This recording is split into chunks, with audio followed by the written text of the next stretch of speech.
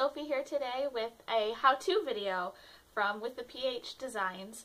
I am going to be showing you today how to make tassels.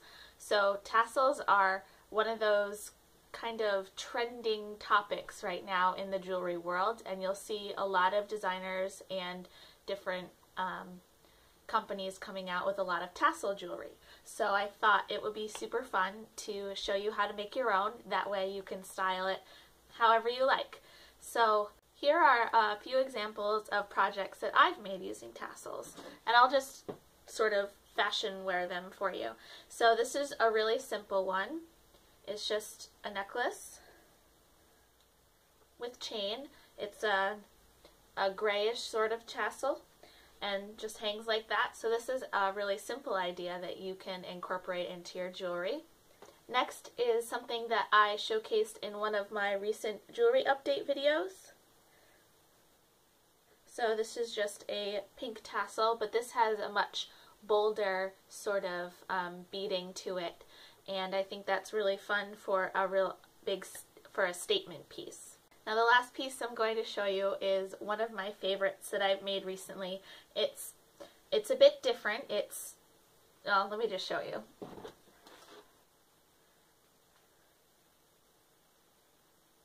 I absolutely adore this piece. So as you can see, it's something that's not quite symmetrical, so it's got that funky vibe to it.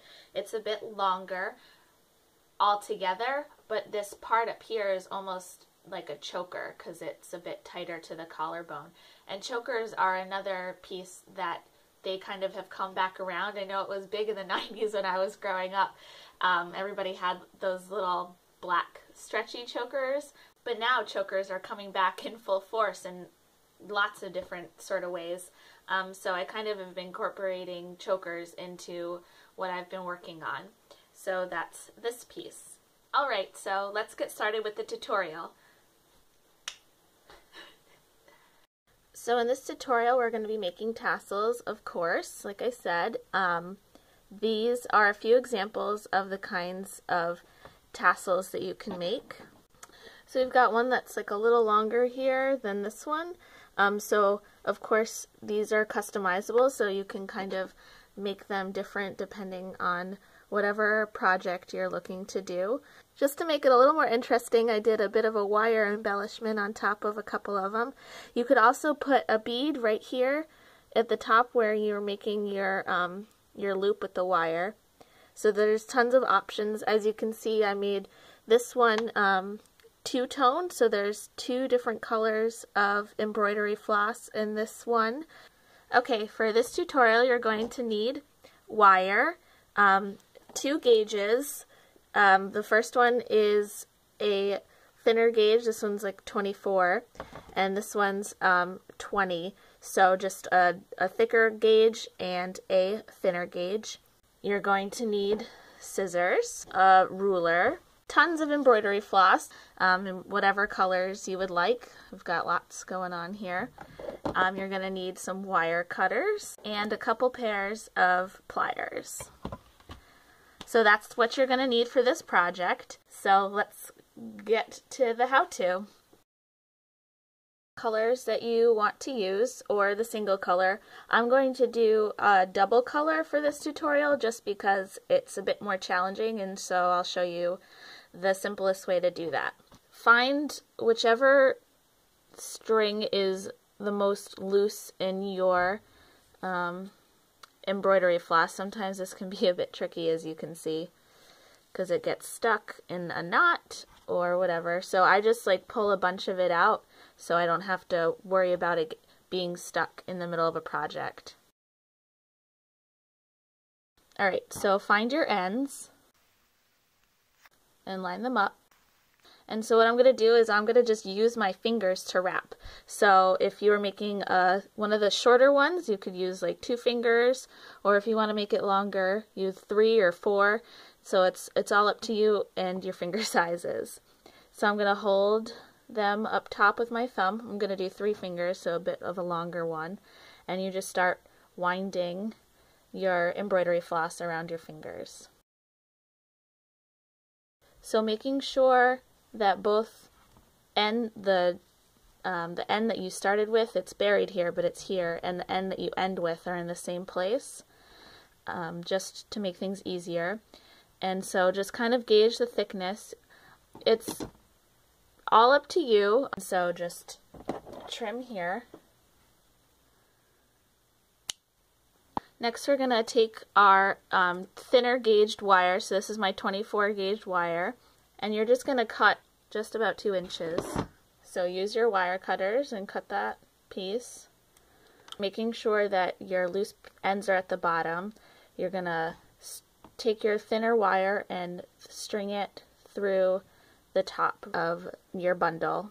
Just do a little twist to get it really tight and close, and then open it just a little and start tucking just tuck and wrap those little pieces.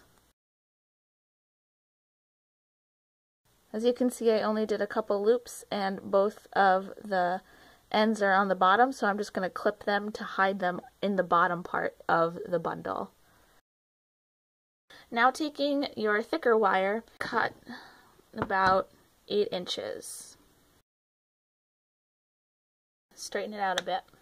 Hold your wire to your bundle and gauge how far from the top you want your wire spiral to start.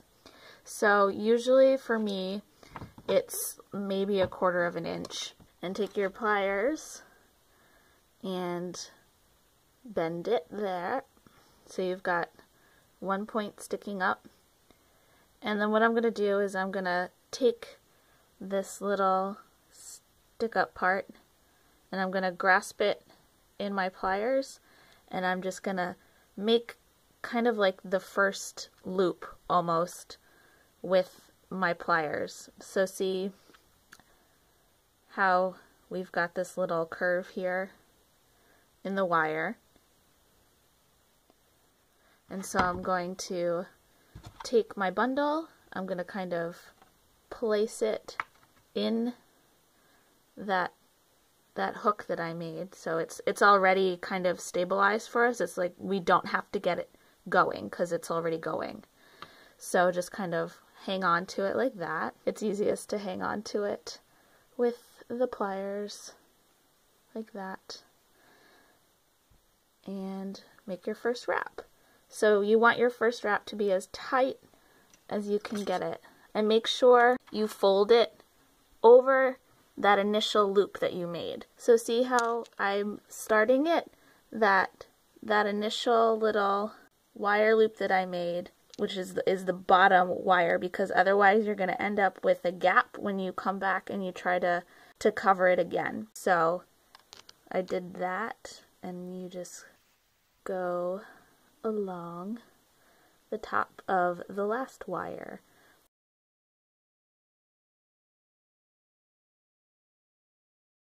There we go.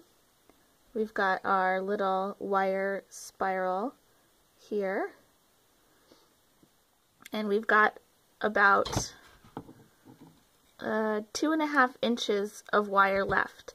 So we won't need this much if we're just doing just a simple loop, but if you want to have a bit of extra at the end to make some fancy wire wrapping, this is probably a good place to stop, or cut a longer piece so you have even more to work with. So we're just going to bend that bit of wire straight up.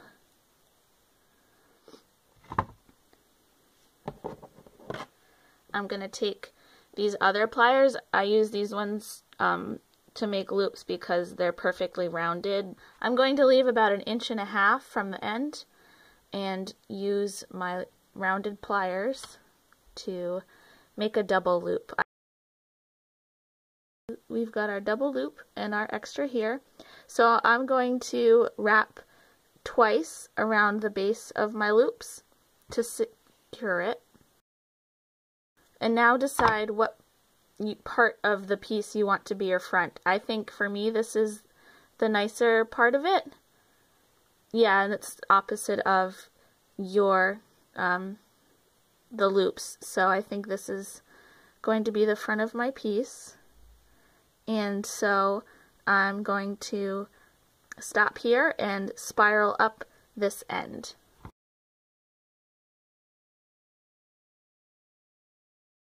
And make everything look nice and neat. That's the finished wire wrapping portion of the tassel. So we're not done quite yet though, because we have to remember this part of the tassel. So go and grab your scissors again, and we're gonna just make sure you're pulling straight down. Make sure it's nice and taut, straight down, nice and taut, and just go and snip. So you can say, I'm finished here after you cut your tassels, and you can leave it like that.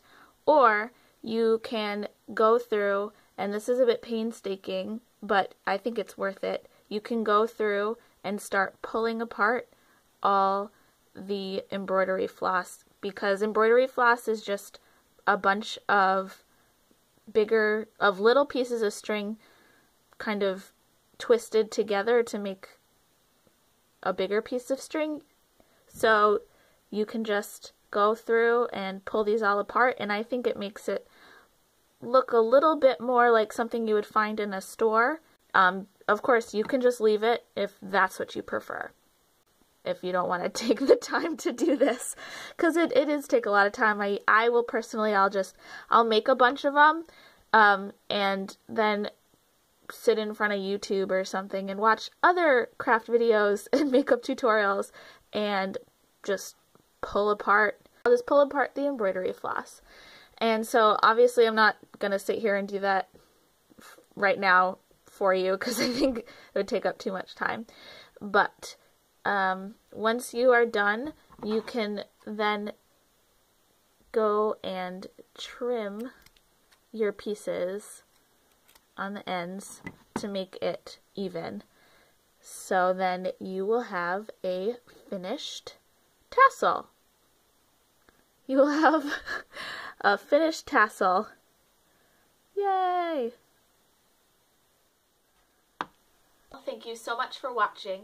I hope you found it helpful and you can use the tips I gave you today to make your own creations.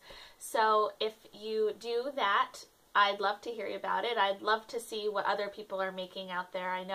I'm sure there's lots of other ways that you could make tassels. This is just the way that I've come up with, and I think it's pretty simple, so I'd love to see what other people do with it. Please check out all my other videos. I've got lots of jewelry updates, and you can always find me on Facebook and Instagram, and I have a Square site and an Etsy account where you can purchase some of the pieces that you've seen today. And before you go, just a quick update on what I'm working on right now. So I'm going to be holding off on doing any more big jewelry updates with the newer pieces that I'm working on. I might post a jewelry update of some of my older stock still, but I'm going to start creating and kind of keeping a secret what I've been working on, because I want to do a huge spring reveal party for a bunch of my friends and family and anyone else that would be interested in coming by. So I want to keep all the projects that I've been working on kind of under wraps, so when I have the reveal party, everyone's really excited to see what I've been working on. I'm going to be again incorporating tassels and chokers and shells, and I'm going to be incorporating a ton of the colors that are going to be popular this spring. And so that's going to be happening in April, probably before Easter. So I am going to be doing how-to videos on my channel and updates on older pieces that I've done that I haven't done a video for yet. So I really hope that gets you excited about what I'm working on, and just seeing some of the tassels and some of the other shells in my most recent update video will get people really excited to see the full lines and the full scope of the projects that I've been working on. So please stay tuned. I will be back next week with another update or how-to video, not quite sure yet. But thank you so much for watching today. If you haven't subscribed, please do so, and I would love to hear from you. Bye!